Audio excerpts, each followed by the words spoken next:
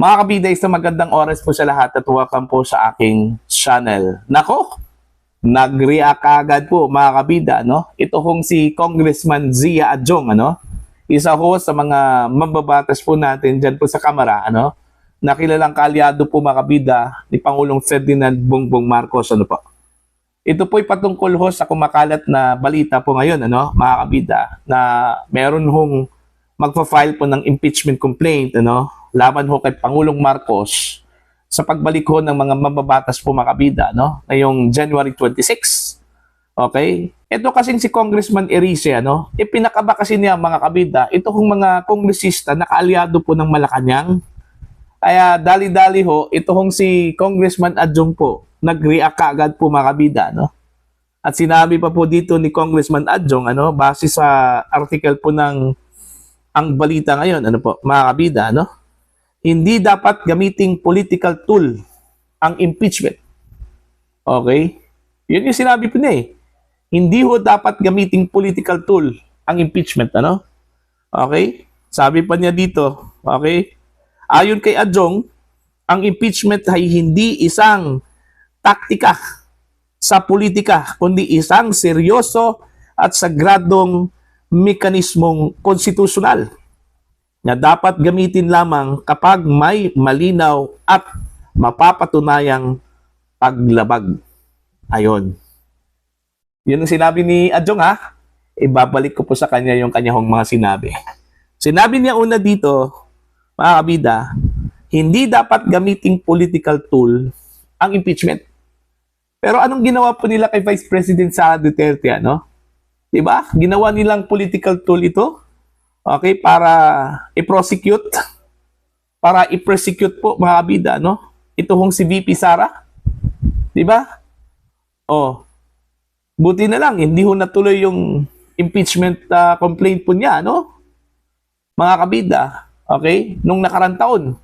Kasi sinupalpal po ng Korte Suprema po yun eh. Ano? Dahil unconstitutional daw, mga kabida, no? Pero meron pong nakaambang impeachment against the Vice President, posible sa susunod na buwan, ano, mga kabida. Okay? Pero okay lang po yun.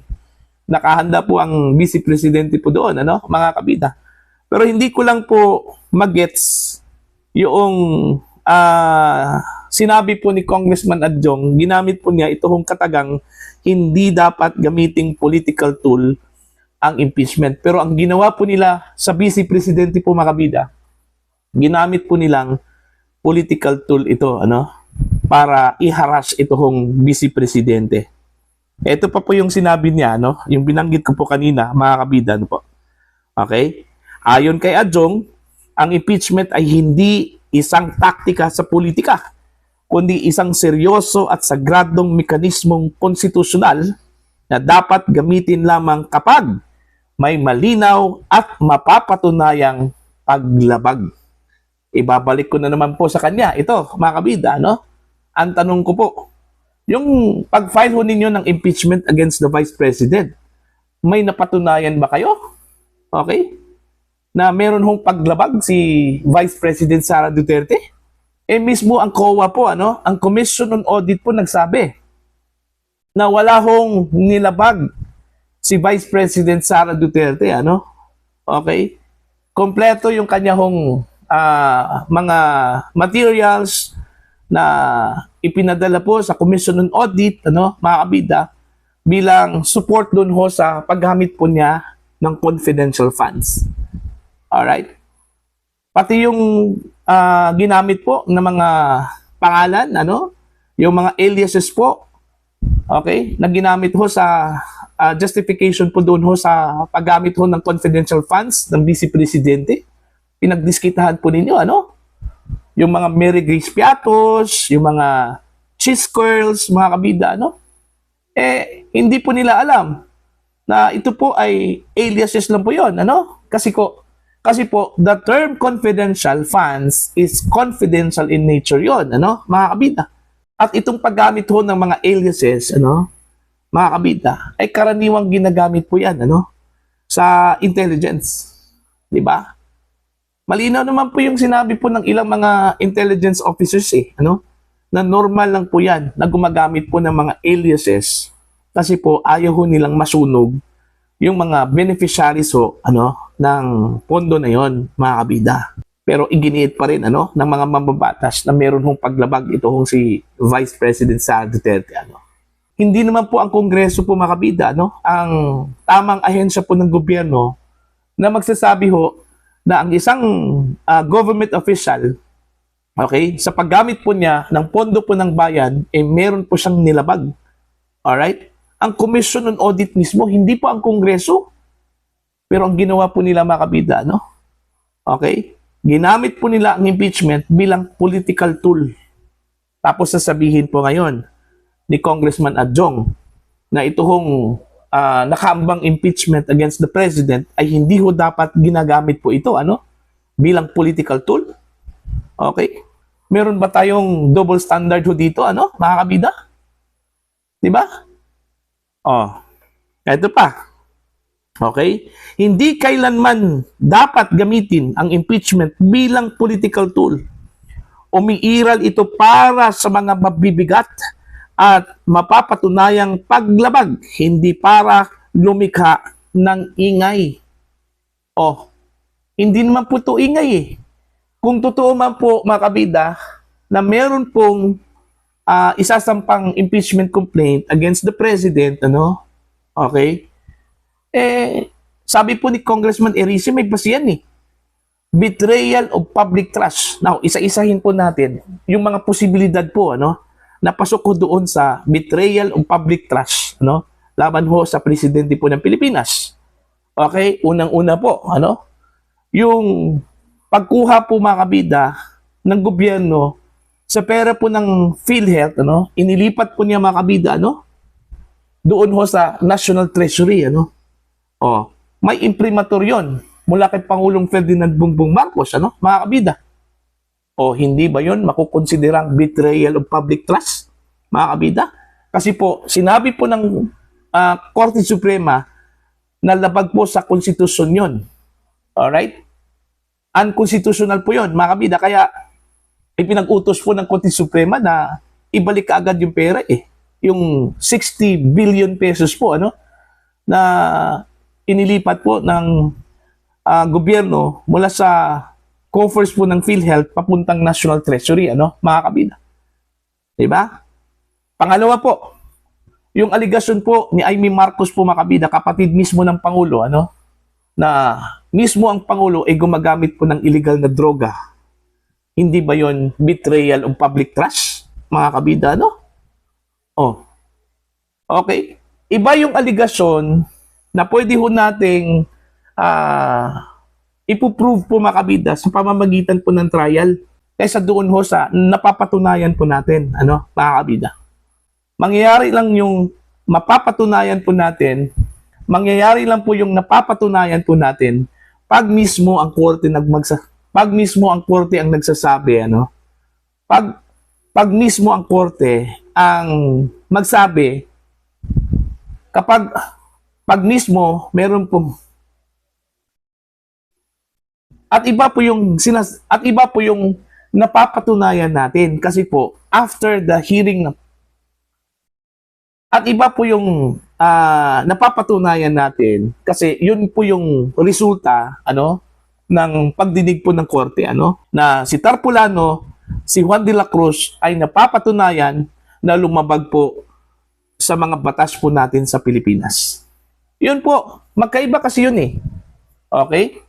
Yung ginawa po, mga kabida, ng House of Representatives kay Vice President Sara Duterte, hindi pa nila napapatunayan po, mga kabida, na lumabag ang Vice Presidente sa kanyang paggamit po ng confidential funds.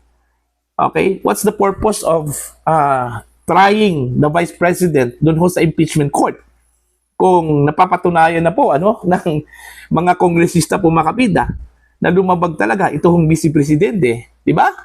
So in short, mga kabida, sa pananaw lang po yan, okay, ng mga mambabatas na lumabag po ang Vice Presidente. Okay? Magiging pinal lang po yan, mga kabida, na lumabag talaga ang Vice Presidente kapag mapapatunayan po sa korte na talagang lumabag po ang Vice Presidente sa paggamit po niya ng kanyang confidential funds. Sa kaso ni Vice President Sara Duterte na kanilang in-impeach po mga kabida, mali yung sinabi po ni Congressman Adjong. Ginamit kasi nila yung impeachment bilang political tool po mga kabida. Kahit na wala pa pong napapatunayan ito hong House of Representatives. Diba? Ganon din yon dito ko sa napabalitang impeachment complaint against the President, mga kabida. Hayaan natin to.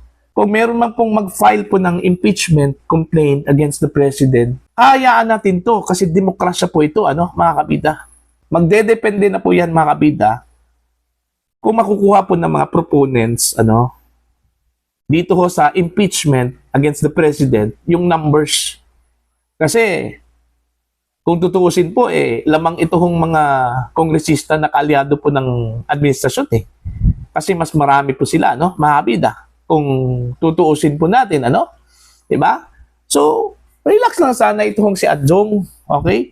Antayin natin yung araw kung meron pong magsampa po ng impeachment complaints against the President. Buti nga itong si Undersecretary Claire Castro, Kasi po, hindi ho niya binigyan po ng bigat itong napabalitang impeachment complaint against the President, Kasi ang sabi po ni Yusek Castro po makabida, unsubstantiated po yon sa ngayon, Okay? Tsaka pa po sila mag-react po makabida pag meron na. Buti pa si Castro po, naintindihan po niya makabida. Pero ito hong si Adjong, bigla hong nag-react at sinasabi po niya, na wag hong gamitin ang impeachment bilang political tool. Sila lang po yung gumagamit po ng impeachment bilang political tool So, parang ibinalik lang po kay Congressman Adjong, okay, yung ginawa po ng 19 Congress po makabida, kay Vice President Sara Duterte, kung saan party po ito hong si Congressman Adjong, sa 19 Congress. At isa po ito sa mga pumirma po makabida, para ma-impeach po ito hong si Vice President Sara Duterte, Okay? So, antayin natin yung sinasabi po ni Congressman Egay Erice, meron pong magpa-file po ng impeachment complaint against the President, At hopefully mga kabida, mas mauna pa po ito. Okay, kaysa dito ho sa nakatakdang ipa-file na impeachment complaint against the Vice President, sa susunod na buwan, mga kabida. Matapos pong malif ito hong 1-year ban po, sa paghain po ng impeachment complaint. Okay? The same person po, mga kabida, as mandated ng ating saligang batas, mga kabida. Okay, para po sa inyo, ano po ang inyong opinion at pananaw ko dito? Please comment down. Sa mga hindi pa po subscriber sa channel, please subscribe. Just click the subscribe button, click the notification bell, click all para updated po kayo mga kabida sa aking mga uploads. Maraming salamat po sa inyong lahat.